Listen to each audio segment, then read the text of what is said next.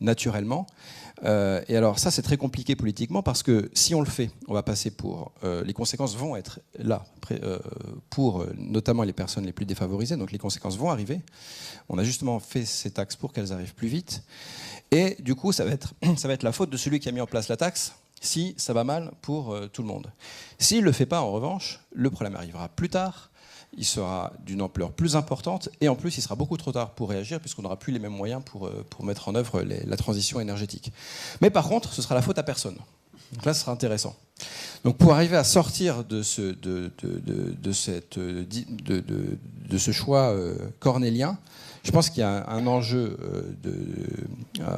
de débat qui est très important. Donc s'approprier le débat sur l'énergie auprès du grand public. La question que je voulais vous poser, vous me répondrez ceux qui veulent dans l'ordre que vous voulez là-dessus. Est-ce que c'est pas justement sur ce point-là que doit se porter une grosse partie de l'attention, c'est-à-dire partager avec un maximum de monde la connaissance sur cette problématique énergie-climat pour amener le plus possible d'acceptabilité, d'acceptation des solutions qui pourraient arriver, qui sont de nature taxes, éventuellement douloureuses, même si derrière il y a des moyens de gérer les inégalités qui en découlent. Qui veut répondre en premier? Je peux répondre avec un calcul si ça vous amuse. On prend les micros qui sont là. Moi, je peux répondre avec un ordre de grandeur, ou plus exactement avec plusieurs ordres de grandeur. Il y a en France, sauf faire de ma part, 30 millions d'électeurs. J'ai écrit 6 livres. Chacun d'entre eux s'est vendu à peu près à 10 000 exemplaires. Il a donc dû être lu à 30 000 exemplaires. Et je pense qu'il y a des gens qui ont la collection complète. Ce qui veut dire que en faisant du semi-direct, qui consiste à écrire un bouquin de 200 pages et à le faire lire, on touche 30 000 personnes, c'est-à-dire 1/1000 de la population française. Alors évidemment, ils vont en parler autour d'eux, je sais pas quoi, mais enfin, ça fait 1/1000 de la population française. Si on fait des conférences, j'ai fait un calcul aussi, à raison d'une conférence par semaine et de 100 personnes par conférence, etc. Enfin, je vous passe les calculs. On arrive à 100 000 personnes. Donc, je n'ai pas compris comment on pouvait toucher le grand public sans passer par les journalistes. Et à partir du moment où on passe par les journalistes, on passe par un goulet d'étranglement qui vous divise la matière première par n'importe quoi entre 50 et 3000. Donc je n'ai toujours pas trouvé comment on faisait un débat vraiment citoyen sur des enjeux qui nécessitent, pour commencer à y comprendre quelque chose, d'y passer quelques dizaines ou quelques centaines d'heures. Voilà, donc en fait, je n'ai pas répondu à la question, mais je l'ai transmise à mon voisin, qui est comment est-ce qu'on fait ce genre de truc ? Alors s'il faut des centaines d'heures, effectivement, ça risque d'être compliqué, mais ça veut dire que l'énergie, finalement, ça reste réservé à une certaine élite, alors, si je comprends bien. Non, là, moi, ce que je dirais simplement là-dessus, mon message, ça a été, enfin, mon message un petit peu aussi sous-jacent, c'était de dire que le choix de certaines énergies pose la question du territoire. Et donc, effectivement, je pense qu'une des façons de réfléchir au débat, alors évidemment, d'un point de vue médiatique, etc., je vois bien l'argument de Jean-Marc Jancovici. Moi, mon discours, c'était plutôt de dire qu'avec certaines énergies et avec certains choix possibles, les individus, dans un territoire donné, peuvent s'approprier ou se réapproprier ou s'approprier les choix énergétiques. Donc ce que je vois très important aujourd'hui, c'est le lien entre l'évolution du débat sur les choix énergétiques et, je dirais, l'enracinement local des thématiques.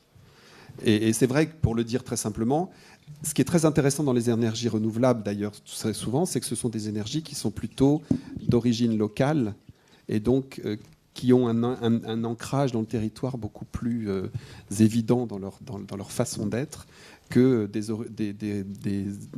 énergies en réseau qui sont fortement centralisées.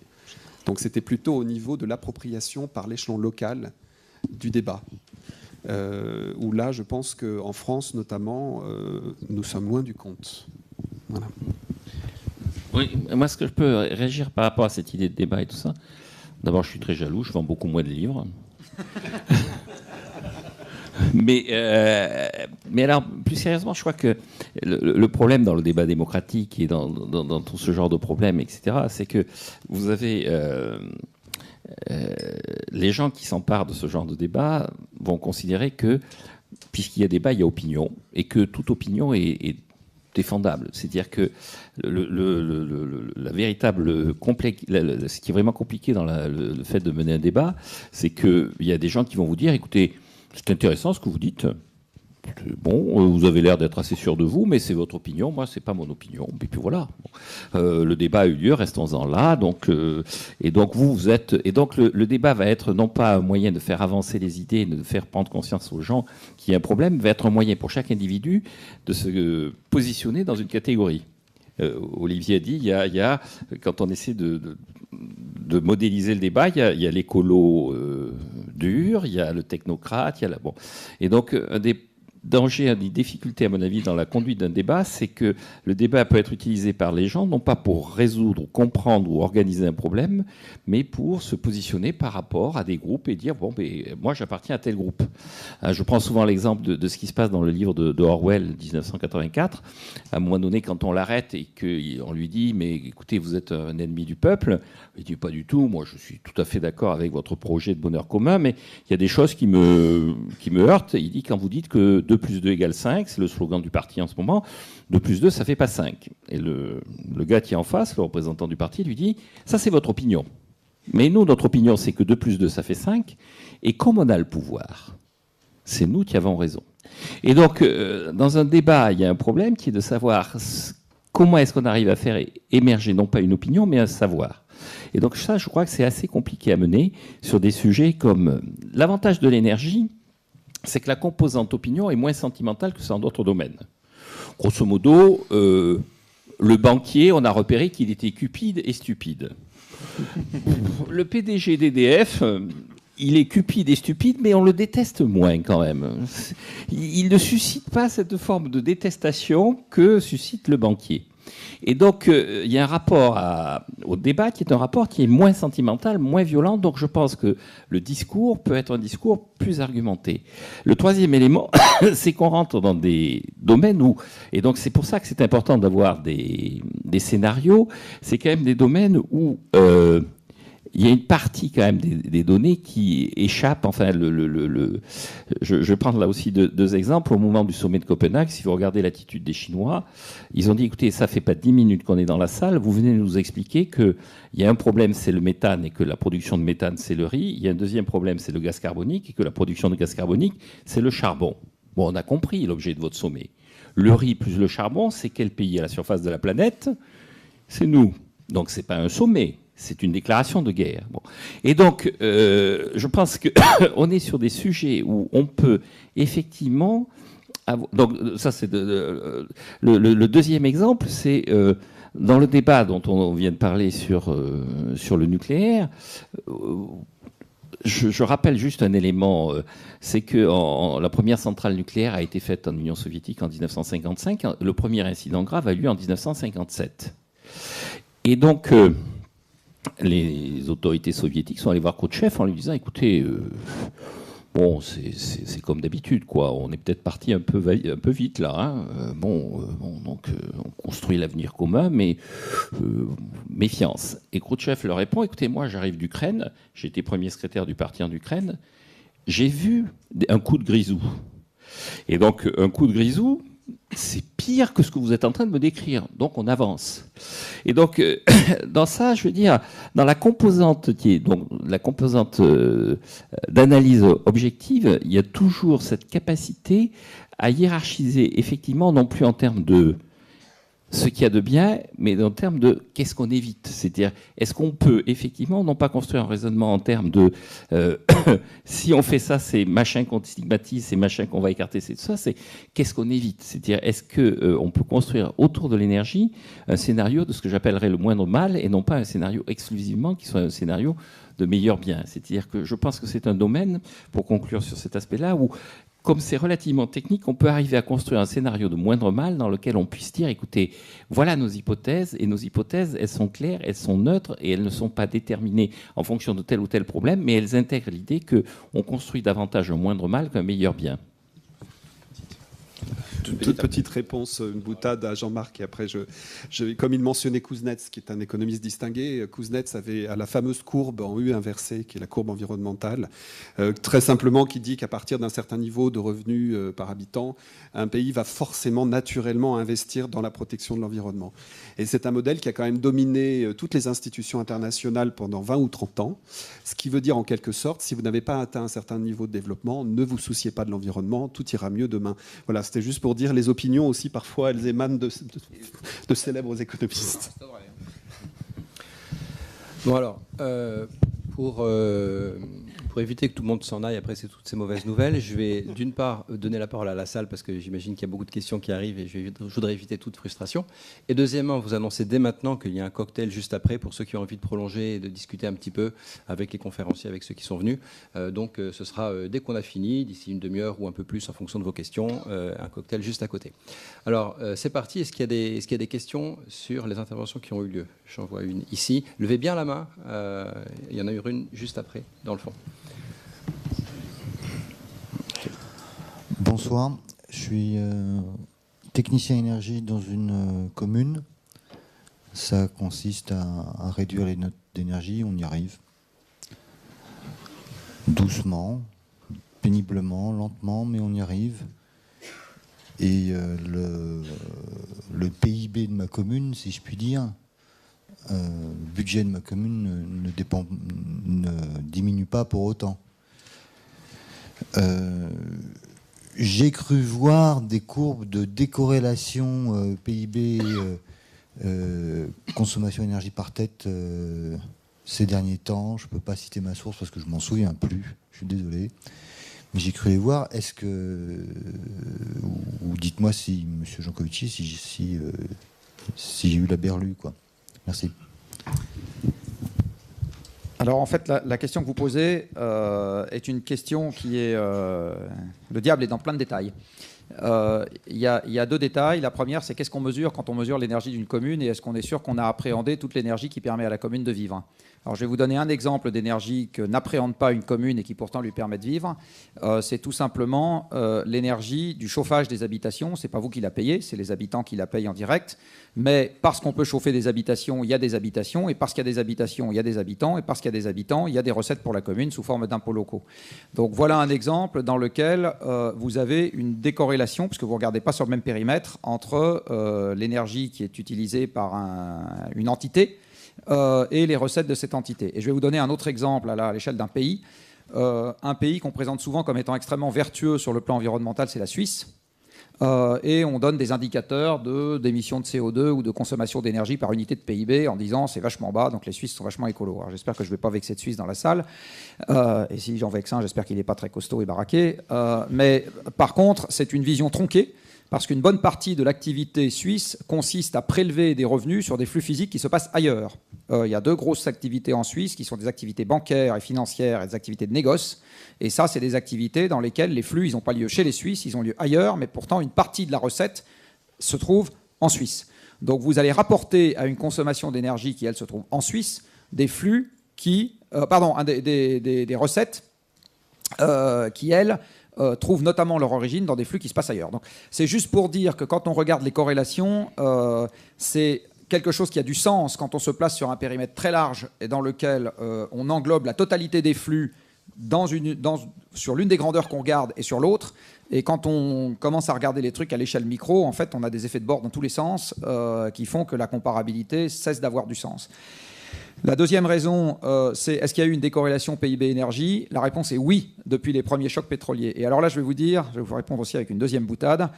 L'un des termes de la décorrélation PIB-énergie, c'est l'apparition des bulles financières. Quand vous avez... Alors c'est une petite subtilité de macroéconomie. Quand vous avez une baguette qui aujourd'hui vaut 1 euro et qui demain vaut 1,20 €, l'INSEE vous dit... Vous n'avez pas le droit de compter la baguette à 1,20 € dans le PIB, vous la recomptez à 1 € parce que c'est la même baguette, elle se mange pareil, elle fait le même poids, elle a la même valeur nutritive, donc je la ramène, c'est ce qu'on appelle la correction de l'inflation pour compter le PIB, j'enlève l'augmentation nominale du prix pour un objet qui reste le même. Maintenant, quand vous avez un mètre carré d'appartement à Paris qui voit sa valeur doubler, l'INSEE ne vous dit pas c'est de l'inflation, l'INSEE vous dit c'est une augmentation de la valeur patrimoniale, Et tous les flux qui sont prélevés sur cette augmentation de la valeur patrimoniale, par exemple la production de crédit des banques, vous avez besoin d'emprunter 2 fois plus pour acheter votre bien, par exemple les commissions des agences immobilières qui doublent au moment de la transaction, et par exemple les impôts locaux de la ville de Paris, les fameux droits de mutation, vous savez, qui sont essentiellement des impôts locaux, doublent. Donc vous avez des tas de trucs qui contribuent au PIB qui ont augmenté, alors que vous n'avez pas augmenté d'un joule ou d'une unité physique le bien physique que vous avez sous le nez. Vous avez toujours 1 mètre carré. Voilà. Mais par contre, vous avez créé une bulle financière. Hein, en l'occurrence, là, c'est une bulle immobilière. Donc, qui, pendant un certain temps, a contribué à faire du PIB sans que vous ayez besoin de consommer un joule supplémentaire. Donc, ça vous dématérialise votre PIB. Sauf que ça se paye d'un endettement croissant qui, lui, n'est pas pris en compte il n'est pas déduit, on va dire, de l'augmentation du PIB. Hein, l'augmentation du PIB ne tient pas compte de la dette que vous accumulez par ailleurs. Donc ça, c'était une deuxième remarque pour dire que là, je vous ai présenté quelque chose de relativement rapide, où j'ai pris le PIB comme exemple d'un des marqueurs de l'économie. Ce n'est pas le seul. Olivier a longuement insisté sur le fait qu'en plus, ce n'était pas nécessairement très pertinent de regarder ça. J'ai juste donné cette information pour montrer qu'à partir de l'énergie, on pouvait spéculer au bon sens du terme. C'est-à-dire regarder un peu à quoi pouvait ressembler l'avenir, notamment pour faire en sorte qu'une partie des trucs qui pourraient arriver à l'avenir n'arrivent pas.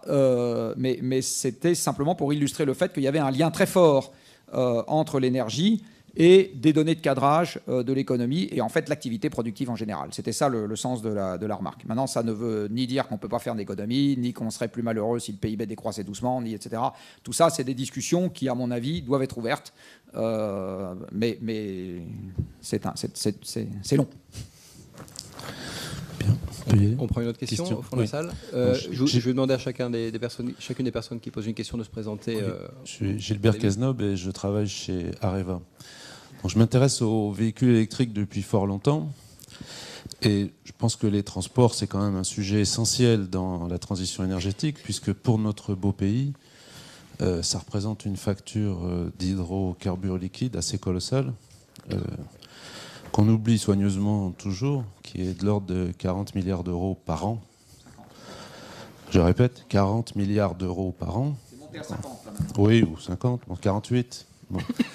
Et en fait, il y a très peu de gens, quand on parle avec eux, qui comprennent les effets de la productivité du véhicule électrique sur l'emploi.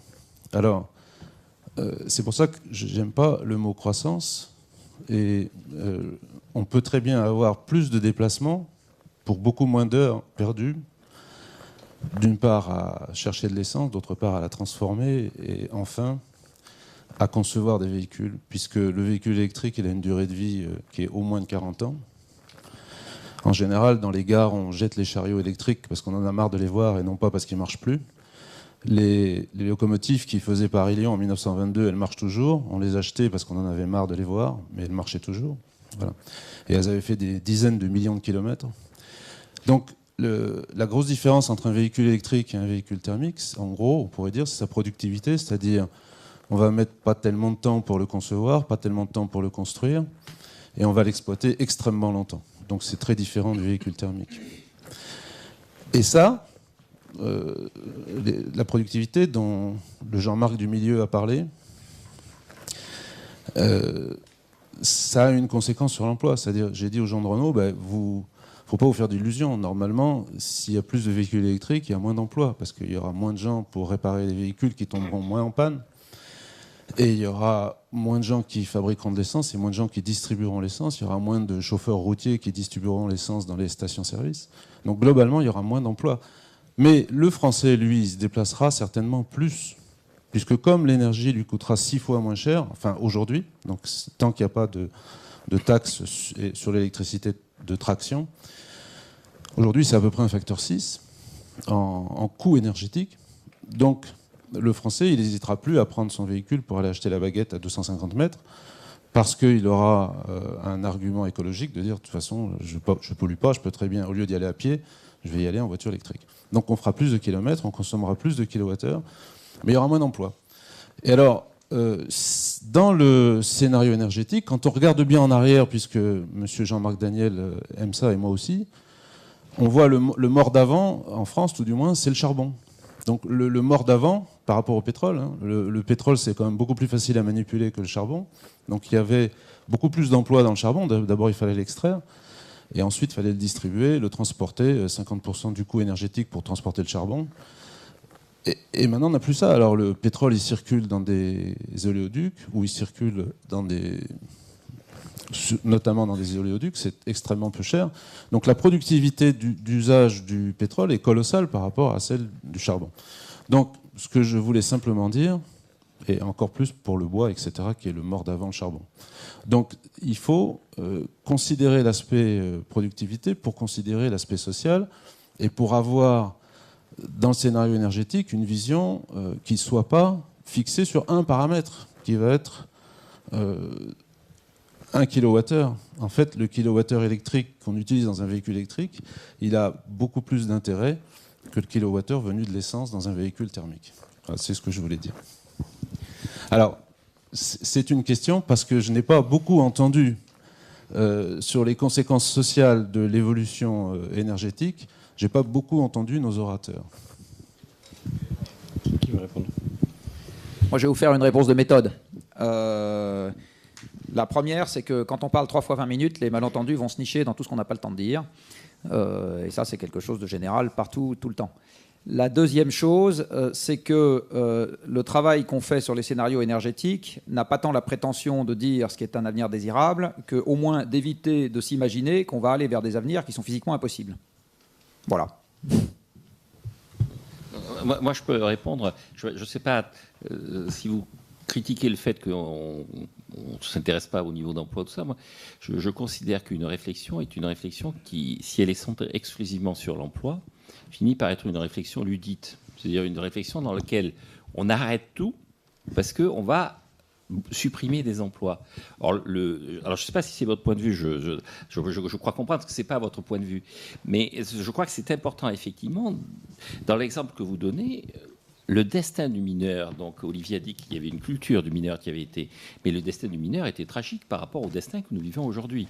Et donc la disparition de la mine est plutôt une bonne chose au profit du pétrole. Et si on arrive effectivement à chaque fois à faire des progrès, c'est justement en concevant cet état culturel que mettaient en avant les économistes du XIXe siècle, dans lequel il n'y a plus d'emploi. C'est-à-dire, la forme ultime, ce n'est plus l'emploi, c'est le bien-être. Et donc, si je peux, là aussi, dériver par rapport au terme de l'énergie, je crois qu'un des défauts qu'il y a en ce moment, c'est une obsession qui consiste à tout évaluer en termes d'emploi existant et non pas de destin futur. C'est-à-dire, on a une obsession qui consiste à dire il faut absolument sauver les emplois dans enfin, je veux dire, je ne vais pas recommencer dans l'actualité, il faut sauver le Jabi, il faut sauver... Bon, non, c'est pas ça l'avenir. L'avenir, c'est de déterminer, effectivement... Et donc, sur le plan énergétique, je crois que effectivement, le véritable enjeu, c'est pas les emplois qui vont être derrière, c'est l'entropie, enfin, c'est la destruction et l'efficacité qu'on peut mettre en regard, mais pas l'emploi en tant que tel. Avec l'esprit de l'escalier, hein. Il est évident qu'un système dans lequel on cherche, ça c'est de la logique toute bête, dans laquelle on cherche à préserver tous les emplois existants aujourd'hui est un système immobile. Juste par définition. Donc effectivement, la question, et ça ne résout pas la question de la trajectoire, mais en tout cas, si le présupposé de base, c'est que tout emploi existant est un emploi qui mérite d'être préservé, vous n'arrivez à changer les choses que par accroissement avec apparition de nouveaux emplois qui n'existaient pas encore en top de ceux qui existent déjà. Mais c'est un système un peu compliqué à gérer quand même. Moi, je voulais juste faire une petite remarque sur l'exemple du véhicule électrique. Pour moi, c'est un excellent exemple justement de l'impact en termes d'évolution de notre rapport au territoire et aussi du concept même de ce qu'est une voiture. Donc c'est derrière tout ça aussi, il ne faut pas oublier que derrière la transition énergétique, il y a une réflexion de fond et radicale sur nos modes de production et de consommation. Donc le véhicule électrique pose aussi toutes ces questions de société au-delà des enjeux strictement économiques.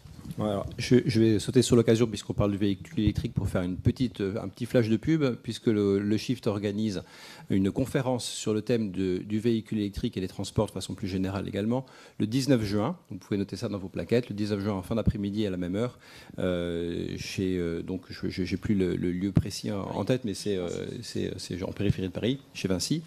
Donc vous aurez les infos en tout cas sont sur le site internet. Voilà. Donc du Shift. Question au premier rang. Oui, bonjour. Quand on parle de scénario énergétique, derrière, il y a quand même le risque de la catastrophe. Thierry, tu peux te présenter? Oui, excuse-moi, je suis Thierry Kamenet, je suis ingénieur et écolo variante dure. Donc, je reprends. Quand on parle de scénario énergétique, souvent tout de même, il y a quand même la notion de catastrophe, que de catastrophe nucléaire, que ce soit catastrophe de guerre civile, de guerre pour les ressources, réchauffement climatique, famine, machin, etc. Ça y est, quelque part derrière. Et donc, la question que je vous pose, c'est quelle est la relation dans le discours vis-à-vis de la catastrophe, dans la mesure où si on veut par exemple porter un discours sur la résilience, comme le font les Anglais avec Rob Hopkins, ainsi de suite, il faut quelque part admettre, si on veut être résilient, c'est résilient par rapport à une catastrophe possible.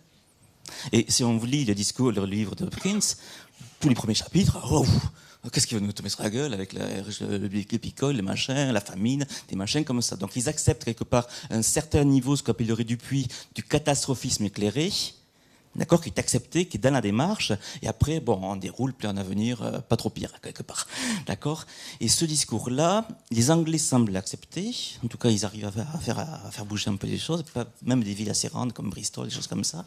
Par contre, dès qu'on parle aux hommes politiques français, où je pense qu'en Allemagne, c'est la même chose, eux, non.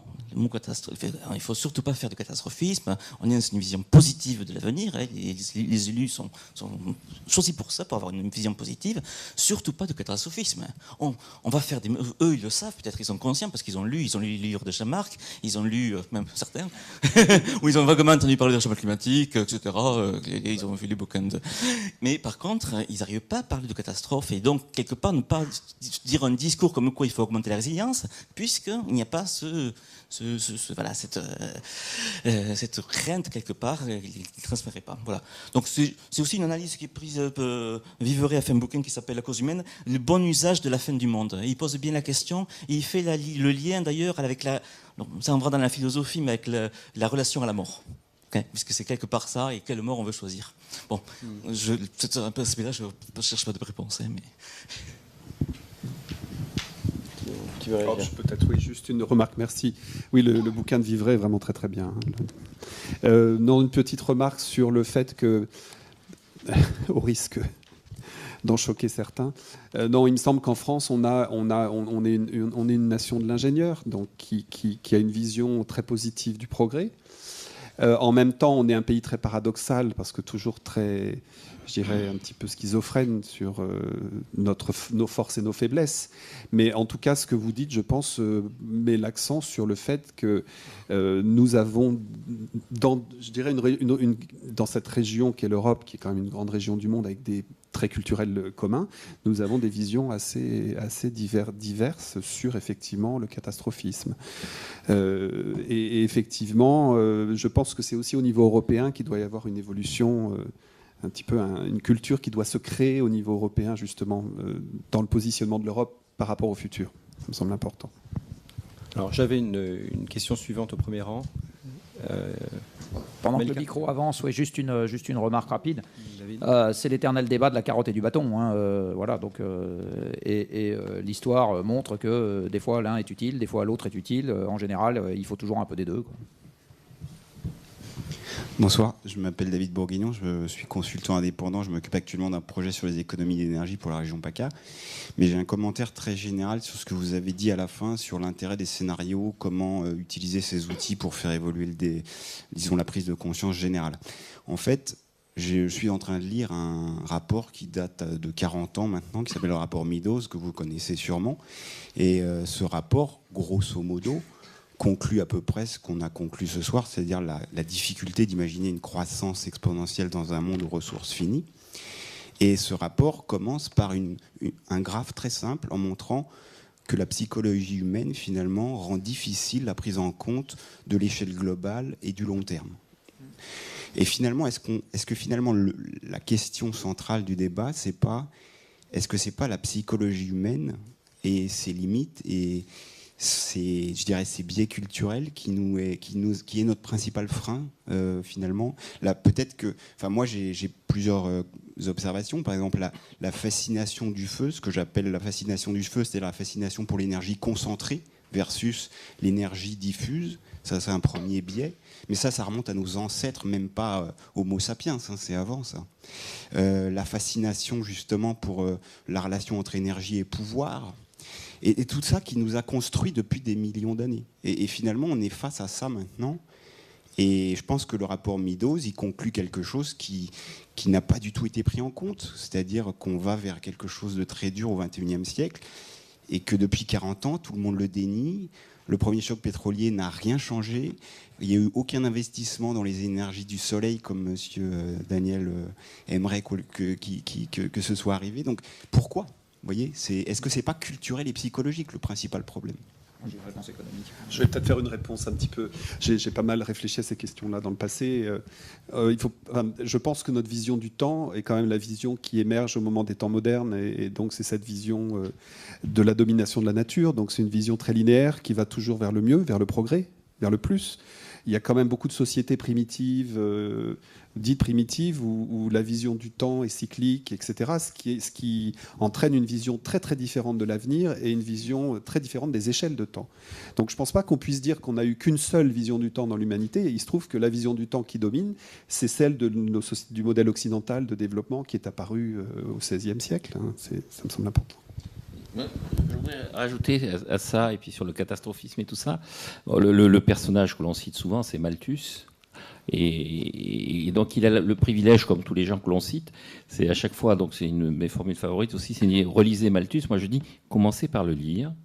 Et donc vous verrez que c'est quand même beaucoup plus intéressant que ce que vous croyez.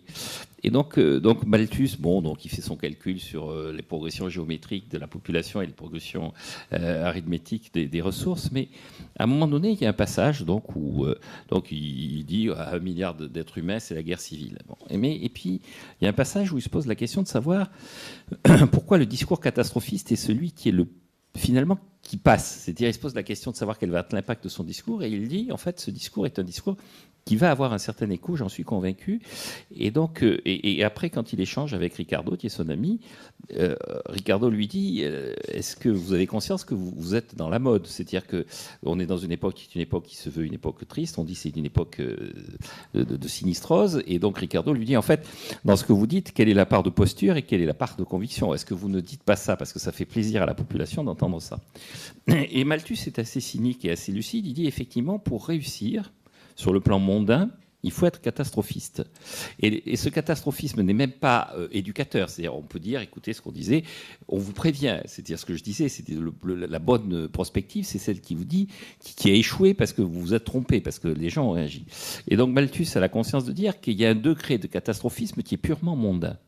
C'est-à-dire qu'il ne sert qu'à satisfaire, et donc il lance une expression qui va être reprise d'ailleurs dans l'économie par ce qu'il appelle la doxa des ratés. C'est-à-dire qu'il y a dans le catastrophisme, mais je ne dis pas ça pour il y a dans le catastrophisme la conviction chez un certain nombre de gens, c'est la société, la nature m'ont puni, et donc ils doivent être punis. Grosso modo, quelque part, il est juste que cette société meurt, échoue et explose parce qu'elle était injuste. Et la preuve qu'elle était injuste, c'est que j'ai pas eu le destin que j'aurais dû avoir. Et donc, quelque part, c'est même pas une revanche, c'est une punition naturelle. Et donc, Ricardo dit à Malthus, mais donc à ce moment-là, vous aurez un succès mondain, vous n'aurez aucun impact. Et donc Malthus est assez conscient de ça. Il dit la bonne dose dans le message, c'est de dépasser le catastrophisme mondain qui devient la doxa des ratés pour être l'annonciateur des vrais problèmes. Et donc je crois qu'on en est resté là. C'est-à-dire, il y a toujours une doxa des ratés. Je ne qualifie, encore une fois, à titre personnel, je ne prends personne dans cette salle ni nulle part en disant vous êtes le raté de la doxa des ratés. Je dis il y a une doxa des ratés et le véritable problème, c'est de faire en sorte que cette doxa des ratés, qui n'est pas en soi dangereuse, enfin, si ça permet à un certain nombre de gens de vivre en se disant, nom d'un chien, on va en être débarrassé de cette société de merde qui ne m'a pas reconnu, et si ça leur évite de se suicider, plutôt bonne chose. Mais donc la doxa des ratés n'étouffe pas, à mon avis, le véritable discours sur il y a quand même un danger. Méfiez-vous de ce que vous faites. C'est-à-dire, on parlait de Ellul. Quand vous regardez dans le discours de Ellul, Ellul a conscience qu'à un moment donné, dans son discours sur la technique, parce qu'on fête son 100e anniversaire, donc on a réédité ses œuvres, quand vous relisez ce que racontait, il y a une défiance vis-à-vis de la technique, et il y a un moment où il dit « mais il faut que je me méfie, parce que dans le discours, je vais justifier des choses que je ne partage pas ». C'est-à-dire, il faut susciter la méfiance, mais pas susciter la caution à l'aigreur. C'est-à-dire, il faut que ça se devienne une réflexion et non pas l'expression d'une aigreur. Alors, il y avait une question. Je vais vous fournir un complément sur ce que vous avez appelé la fascination pour l'énergie concentrée. Je vais tenter une explication biologique. On est une espèce qui a, je sais pas, quelques milliers de générations. Manifestement, en 2 ou 3 générations, on ne change pas notre patrimoine génétique. Enfin, je sais pas, peut-être qu'on peut essayer, mais je pense que c'est un peu plus compliqué que ça. Qu'est-ce qui a fait qu'on a survécu pendant quelques milliers de générations? Le fait qu'on savait réagir à ce que nous indiquaient nos sens dans notre environnement immédiat de manière quasi automatique et en tout cas de manière plus puissante qu'à ce moment-là, un certain nombre de considérations purement abstraites qu'on aurait pu avoir. Par ailleurs, on s'est débarrassé des grands prédateurs depuis très peu de temps. Il y a quelques dizaines de générations, on avait quand même la frousse de tout un tas de trucs et la peur de la famine, etc. Donc la peur de ne pas avoir assez. Donc on est par ailleurs des animaux accumulateurs. L'accumulation la plus facile, c'est avec de l'énergie concentrée parce que c'est celle qui donne la plus grande productivité au travail. D'accord ? Donc avec de l'énergie très concentrée. Et ça va répondre aussi à l'interrogation de mon voisin de droite qui se demandait pourquoi les physiocrates ont failli jusqu'à maintenant. C'est parce que l'énergie solaire n'est pas concentrée. Et donc, c'est l'énergie pour laquelle il faut le plus de travail humain pour recréer cette énergie concentrée qui elle-même permet d'avoir cette formidable productivité. Alors, dans notre système économique, je vous rappelle que ce qu'on paye, c'est juste l'effort humain. Du travail ou des rentes, mais c'est juste l'effort humain. Les ressources naturelles sont gratuites, personne n'a payé quoi que ce soit pour la formation des sols, des montagnes, du système climatique, du vent, du pétrole, du rien, d'accord, du minerai de cuivre, tout ça c'est gratuit. Donc tout ce que vous payez dans le prix d'un objet ou d'un service, c'est les revenus humains qui vont des ressources gratuites à l'objet ou service en question. Pour avoir 1 kWh à votre disposition, puisque, comme on le disait tout à l'heure, les hommes ne peuvent pas créer d'énergie par eux-mêmes, il vous faut du travail humain pour l'extraire de l'environnement, là où il se trouve. Eh bien, ça vous demande beaucoup moins de travail humain pour extraire 1 kWh de l'environnement, d'un réservoir de pétrole ou d'un réservoir de gaz ou d'une mine de charbon, que d'extraire de l'environnement 1 kWh de rayonnement électromagnétique. Ça vous demande énormément de travail humain, et donc ça va coûter très cher.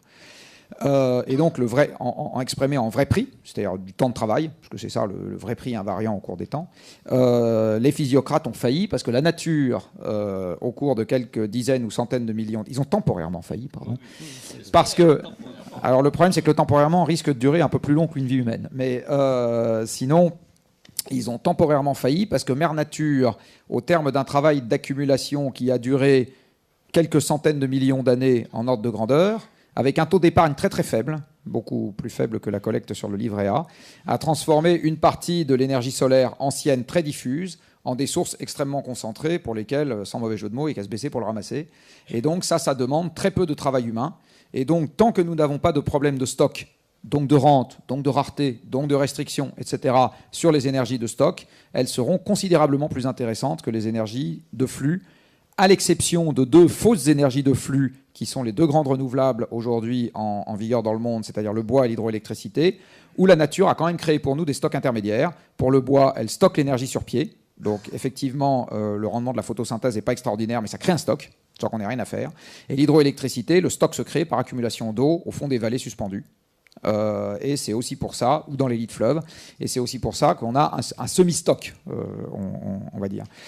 Donc le grand problème quand on va passer de l'énergie de stock, qui est une énergie minière, à l'énergie de flux, qui est une énergie minière aussi, mais dans un stock qui va durer 5 milliards d'années, c'est-à-dire les noyaux fusibles du Soleil, eh bien, le grand problème, c'est que ça va demander N fois plus de travail, N se baladant quelque part entre 5 et 50, et donc la productivité du travail, toutes choses égales par ailleurs, va être divisée par un facteur indéterminé, compris entre 2 et 50, et donc l'accumulation de biens, pour en revenir à ça, que nous pourrons opérer dans un laps de temps donné, va baisser.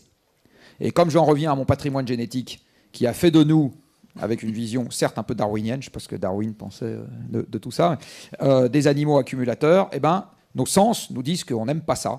Et donc, on a énormément de mal à se mettre d'accord de manière collective autour d'un système dans lequel on contrarie notre tendance naturelle, qui est d'accumuler. Voilà. Donc, ça demande, c'est très difficile d'arriver à ce genre de choses.